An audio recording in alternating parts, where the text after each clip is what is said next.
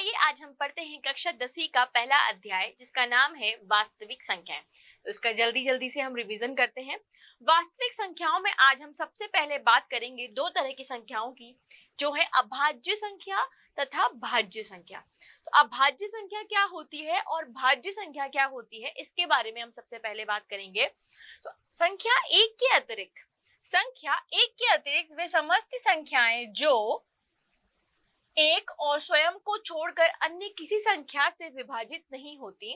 ध्यान दीजिएगा, संख्या एक और उस संख्या स्वयं के अतिरिक्त वो संख्या किसी और संख्या से विभाजित नहीं होती, ऐसी संख्याएं क्या कहलाती है? हमारी अभाज्य संख्याएं कहलाती है। क्या कहलाती हैं? अभाज्य संख्याएं कहलाती है। मतलब वो संख्या या तो एक से विभाजित होगी या स्वयं से विभाजित होगी, उसके अलावा किसी और से विभाजित नहीं होगी। सो वो हमारी अभाज्य संख्याएं कहलाती हैं। जैसे कि 2, 3, 5, 7, 11, 13, 17, ये सारी क्या है? ये सारी अभाज्य संख्याएं। इसके आगे भी हम बात करें 19, 23, 29, ये सारी कौन सी संख्याएं कहलाती हैं? अभाज्य संख्याएं कहलाती है। इसी के विपरीत जब कोई संख्या है ना अपने के अलावा और दूसरी संख्याओं से भी विभाजित हो जाती है, मतलब वो संख्या खुद से तो विभाजित होती ही है, दूसरी संख्याओं से भी विभाजित हो जाती हैं, वो संख्याएं हमारी क्या कहलाती हैं? भाज्य संख्याएं कहलाती हैं। क्या कहलाती हैं? भाज्य संख्याएं कहलाती हैं। सो स्वयं के अतिरिक्त अन्य दूसरी संख्याओं से विभाजित हो जाती हैं, भाज्य संख्याएं कहलाती हैं। इनमें कौन कौन सी संख्याएं आती हैं? 4, 6, 8, 9, 10, 12, ये सारी संख्याएं क्या कहलाती है? भाज्य संख्याएं कहलाती हैं। अब यहाँ पे आप गौर कीजिएगा, अभाज्य संख्याओं शुरुआत हो रही है 2, 3, 5 से, भाज्य संख्याओं की शुरुआत हो रही है 4, 6, 8 से। मतलब ना अभाज्य संख्या में एक है ना भाज्य संख्या में एक है। सो एक आखिर है क्या? सो यहाँ से एक महत्वपूर्ण प्रश्न बनता है मेरे प्यारे बच्चों, जो आपको ध्यान में रखना है कि एक ना तो भाज्य संख्या है और ना ही अभाज्य संख्या है। तो कुछ महत्वपूर्ण तथ्यों के बारे में हम यहाँ पे बात करेंगे। तो सबसे पहला तथ्य हमारा यही है, संख्या एक ना तो अभाज्य संख्या है और ना ही भाज्य संख्या है। ठीक है, आपको ये ध्यान रखना है। दूसरी बात जो हमने वहां पे देखी, संख्या 2 जो है सबसे छोटी अभाज्य संख्या होती है। संख्या 2 सबसे छोटी अभाज्य संख्या होती है तथा 2 ही सम अभाज्य संख्या है। 2 ही एकमात्र ऐसी अभाज्य संख्या है जो क्या है? सम है। बाकी सारी अभाज्य संख्याएं क्या होती हैं? विषम होती हैं। ठीक है, इसके बाद जो हमने बात ध्यान में दी वो क्या है? सबसे छोटी भाज्य सम संख्या क्या होती है? 4 होती है। और सबसे छोटी भाज्य विषम संख्या क्या होती है? 9 होती है। ये प्रश्न कभी कभी सीधे पूछ लिए जाते हैं, इसलिए आपको ये ध्यान में रखने हैं। अभाज्य संख्याओं के केवल 2 गुणनखंड होते हैं। कितने गुणनखंड होते हैं?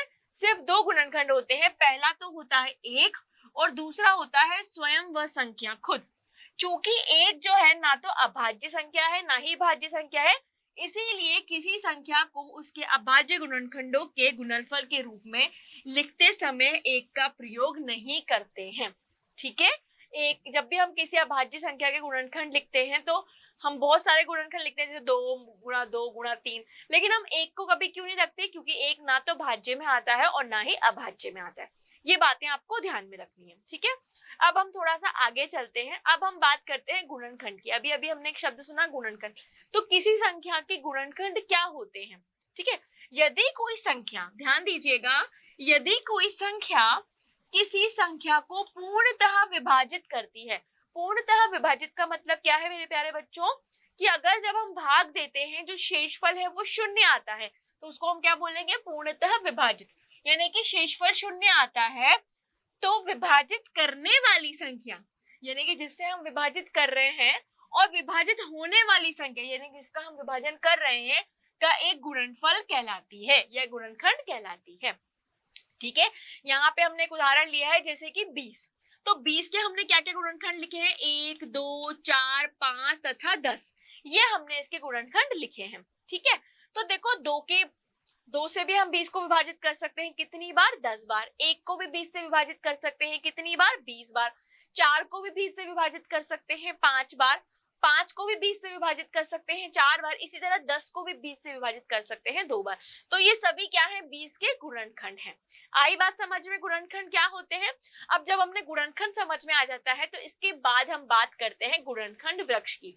जब हमें किसी संख्याओं के गुणनखंड लिखने आ जाते हैं तो उन संख्याओं को हम एक वृक्ष के रूप में प्रदर्शित करते हैं, उसी को क्या कहते हैं, उसको बोलते हैं गुणनखंड वृक्ष।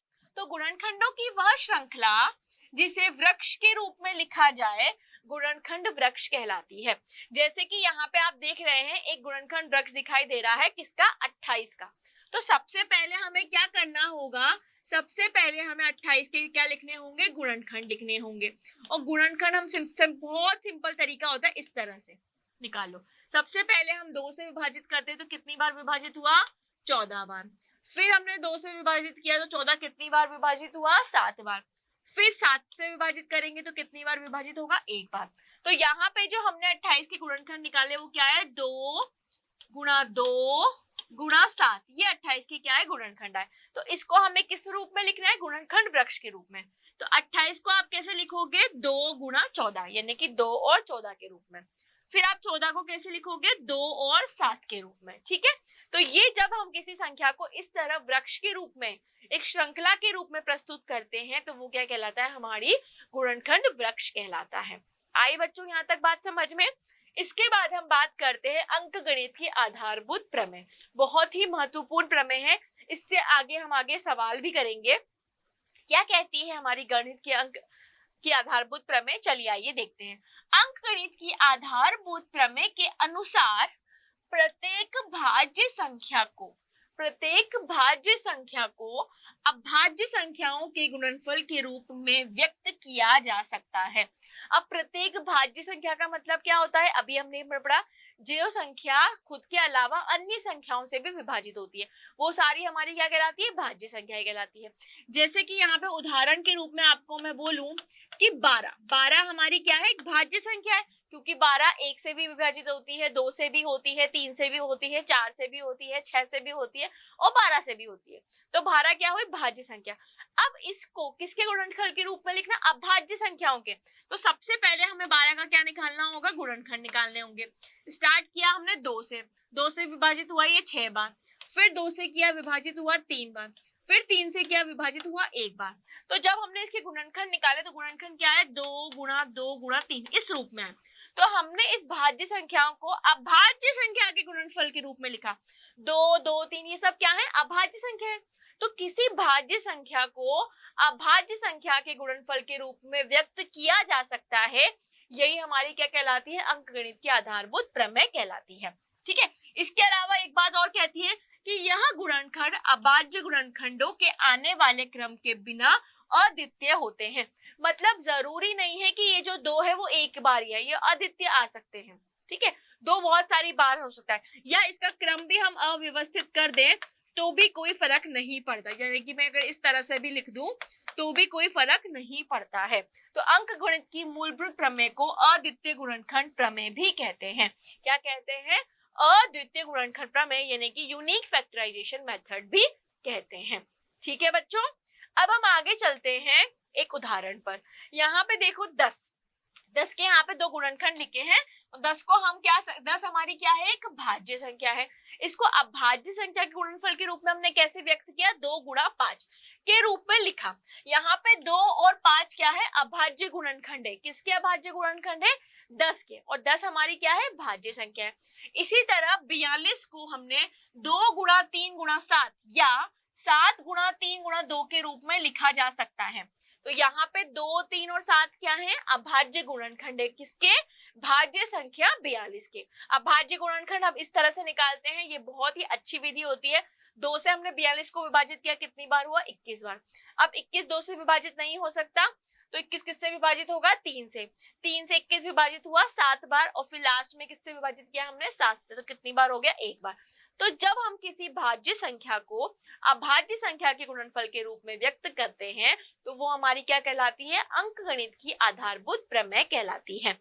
ठीक है, चलिए अब हम आगे चलते हैं। अभाज्य गुणनखंड विधि से मस तथा लस ज्ञात करना। मस और लस हम सभी को पता है क्या होता है, महत्तम समावर्तीय तथा लघुत्तम समावर्तीय। तो महत्तम समावर्ती और लघुत्तम समावर्ती को हमें किससे ज्ञात करना है? अभाज्य गुणनखंड विधि से। अभाज्य गुणनखंड से मतलब क्या हुआ कि उन संख्याओं के जो हमें गुणनखंड निकालने हैं वो अभाज्य संख्याएं होनी चाहिए। तो दो या दो से अधिक धनात्मक पूर्णांकों का, जब भी हम महत्तम समावर्ती और लघुत्तम समावर्ती ज्ञात करते हैं तो या तो दो संख्याओं का ज्ञात करते हैं या दो से अधिक तीन का ज्ञात करते हैं। उससे ज्यादा भी हो सकता है, लेकिन हम कहां तक पढ़ते हैं? दो या तीन तक पढ़ते हैं। तो दो या दो से अधिक धनात्मक पूर्णांकों का मस और लस अंकगणित की आधारभूत प्रमेय का प्रयोग करके ज्ञात करने की विधि को अभाज्य गुणनखंड विधि कहते हैं।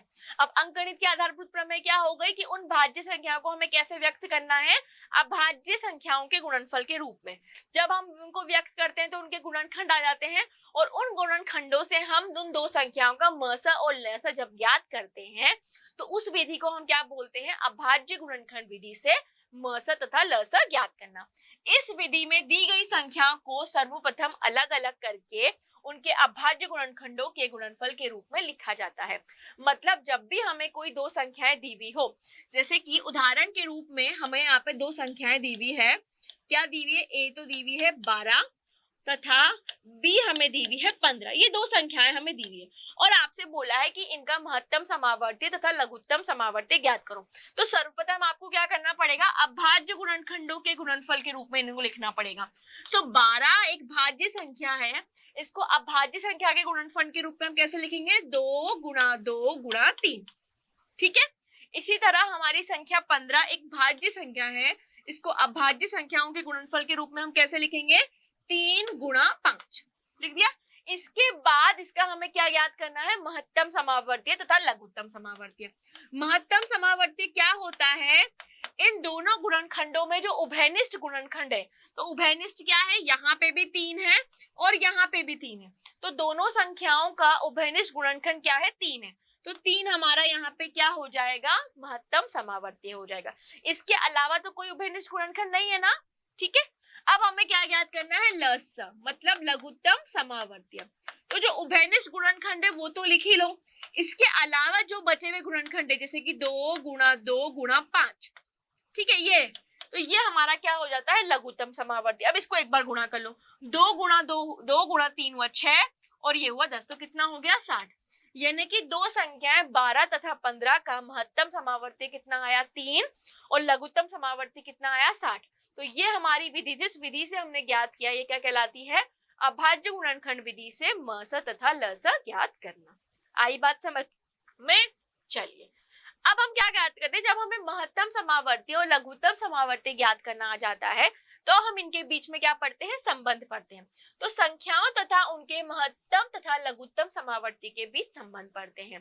तो देखिए इनके बीच एक छोटा सा संबंध होता है, उस संबंध को हम एक छोटे से एग्जाम्पल से समझने की कोशिश करते हैं। अभी अभी हमने दो संख्याएं ली थी उदाहरण के रूप में। क्या ली थी? a बराबर 12 तथा हमने लिया था b बराबर 15। ठीक है, यही लिया था हमने। अब हम क्या करना है? हमें a और b इन दोनों संख्याओं का गुणनखंड करते हैं, यानी कि गुणनफल करते हैं। तो दोनों संख्याओं का गुणनफल सबसे पहले कितना आया? 180।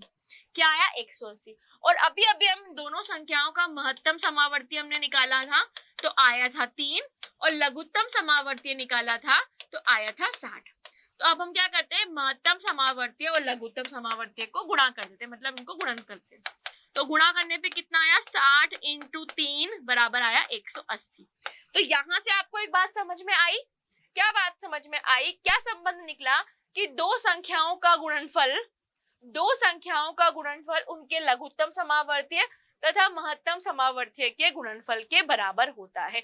यहाँ से ये संबंध निकल के आया। तो यहाँ पे यही बात लिखी हुई है, दो धनात्मक पूर्णांकों a तथा b के लिए दोनों संख्याओं और उनके लस और मस के बीच क्या संबंध होता है? उनके महत्तम समावर्ती तथा लघुत्तम समावर्ती का गुणनफल उन दोनों संख्याओं के गुणनफल के बराबर होता है। ठीक है। अब आपसे कभी प्रश्न पूछ लिया जाए, दो संख्याओं का गुणनफल दिया हुआ है, लघुत्तम समावर्ती दिया हुआ है और महत्तम समावर्ती ज्ञात करना है, तो इस संबंध से हम ज्ञात कर सकते हैं। कैसे? महत्तम समावर्ती बराबर दो संख्याओं का गुणनफल को विभाजित करना होगा उन संख्याओं के लघुत्तम समावर्ती से। और इसी के विपरीत अगर आपको लघुत्तम समावर्ती ज्ञात करना है तो दो संख्याओं का गुणनफल को हम किससे विभाजित करेंगे? उन संख्याओं के महत्तम समावर्तीय से। आई बात समझ में? तो इस संबंध से आप बहुत सारे प्रश्न एग्जाम में कर सकते हैं। ठीक है, चलिए आगे हम हमारे चैप्टर में पढ़ेंगे अपरिमेय संख्याओं का पुनर्भ्रमण। कक्षा 9 में हमने परिमेय तथा अपरिमेय संख्याएं पढ़ी थी। ठीक है, और जब परिमेय और अपरिमेय संख्याएं दोनों मिल जाती हैं तो एक संख्या बनती है जिसको हम बोलते हैं वास्तविक संख्याएं, जो हमारे चैप्टर का नाम है।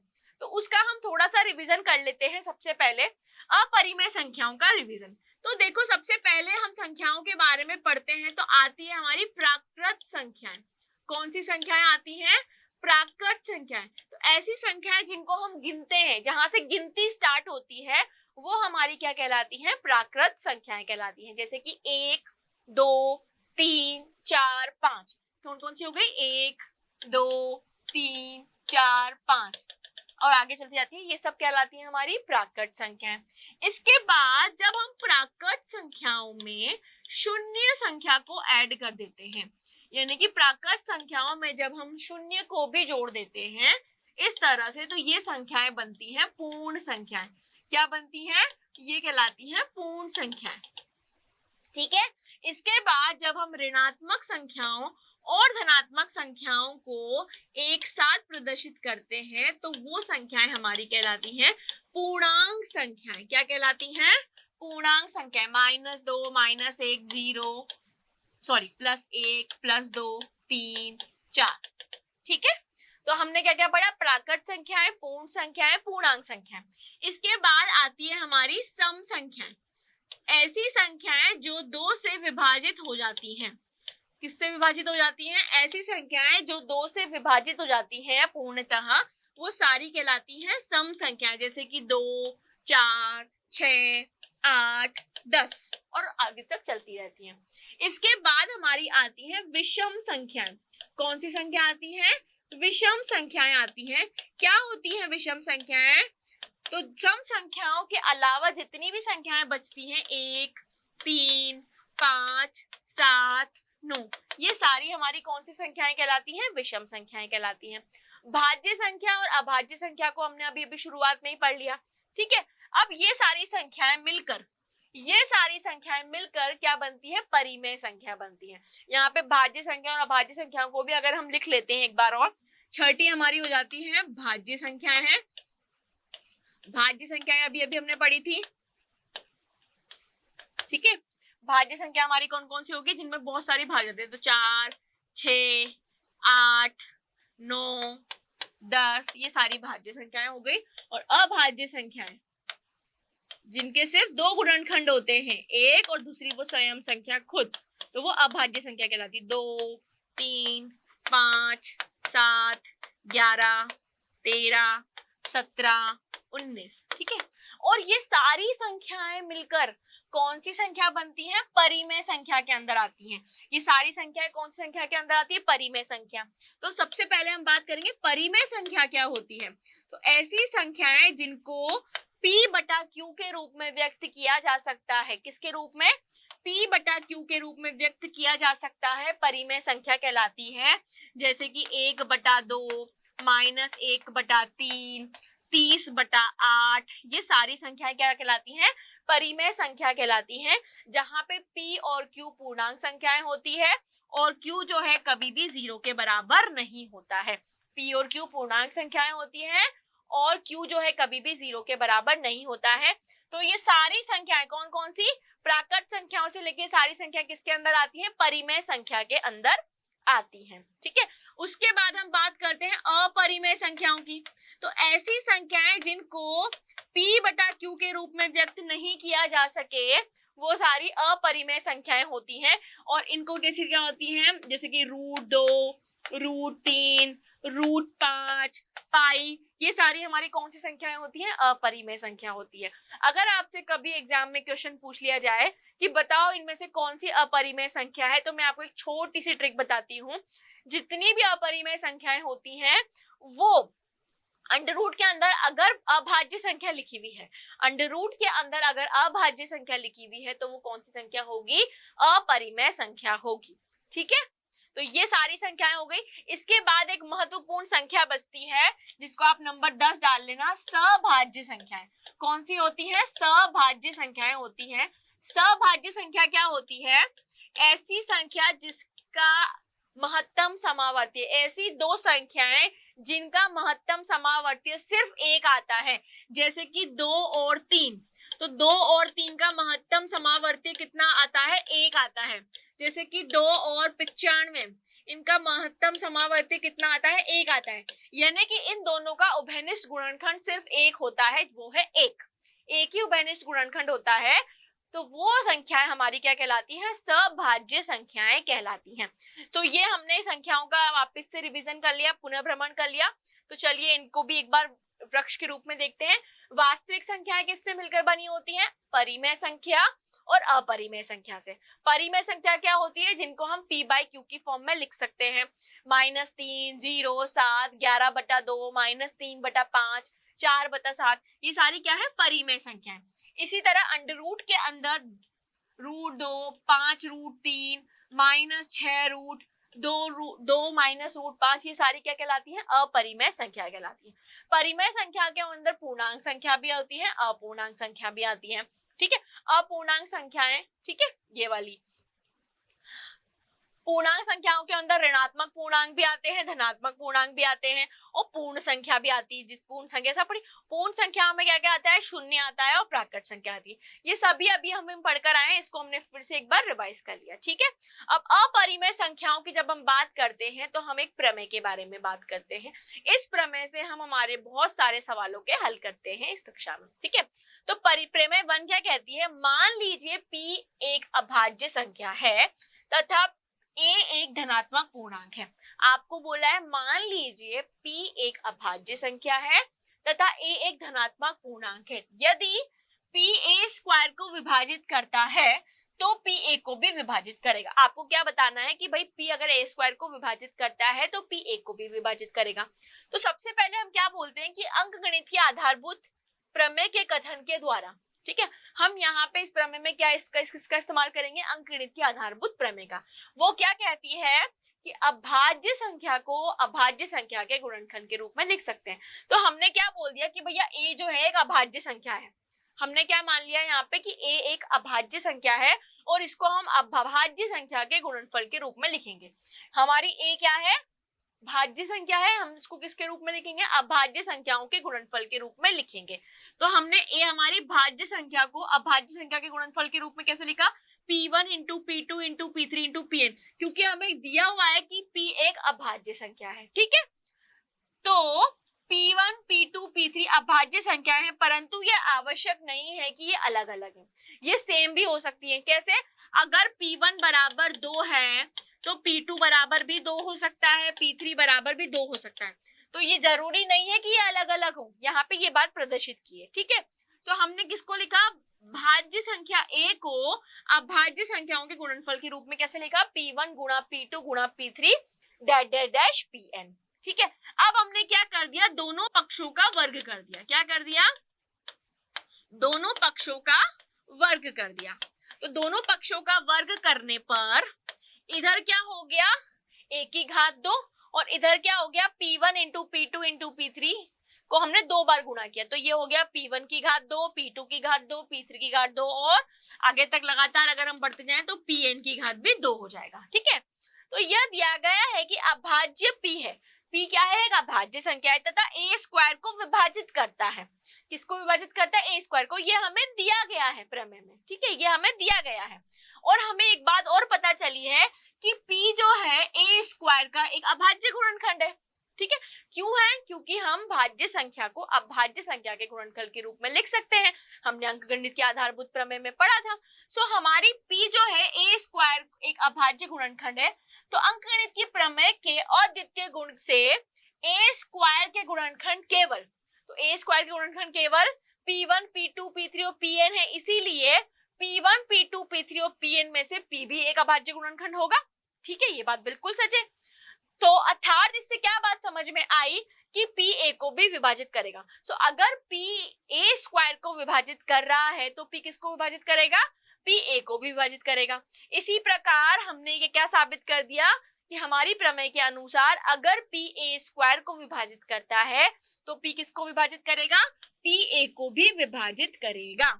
ये हमारी पहली प्रमेय है। इस प्रमेय का इस्तेमाल करके हम बहुत सी संख्याओं को सिद्ध करेंगे। इस प्रमेय का इस्तेमाल कहाँ हो सकता है, जैसे कि आपसे एग्जाम में प्रश्न पूछा जाए कि सिद्ध करो √2 एक परिमेय संख्या है, तो वहां पे इस प्रमेय का इस्तेमाल होगा। कैसे होगा, आइए देखते हैं एक क्वेश्चन को करके।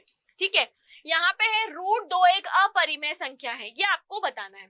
तो हमने क्या किया, जब भी हम इस तरह से कोई सिद्ध करने की कोशिश करते हैं तो हम इसका उल्टा मान लेते हैं। तो हमने क्या माना √2 एक परिमेय संख्या है। हमने क्या मान लिया कि √2 एक परिमेय संख्या है। अतः परिमेय संख्या को मैं अभी मैंने सिखाया था किसके रूप में व्यक्त कर सकते हैं, p बटा q के रूप में। तो यहाँ हमने लिख दिया, अतः इसे a बटा b के रूप में लिख सकते हैं, जहां a और b क्या है, सभाज्य संख्याएं हैं। ये बहुत महत्वपूर्ण लाइन है, a और b क्या है, सभाज्य संख्या। और अभी मैंने आपको बताया था सभाज्य संख्या क्या होती है, जिनका सिर्फ एक उभयनिष्ठ गुणनखंड होता है जो कि 1 है, तथा यहाँ पे b जो है 0 के बराबर नहीं है। माना a b में से एक के अतिरिक्त कोई उभयनिष्ठ गुणनखंड नहीं है। सो a और b का क्या है, एक के अतिरिक्त कोई उभयनिष्ठ गुणनखंड नहीं है। क्यों नहीं है, क्योंकि a और b क्या है, सभाज्य संख्या है। तो हमने लिखा √2 बराबर a अपॉन b। अब हमें क्या करना है, दोनों पक्षों का वर्ग करना है। तो जैसे ही हमने इधर का वर्ग किया तो √2 किसके बराबर हो जाएगा, 2 के, और यहाँ हो जाएगा a square upon b square.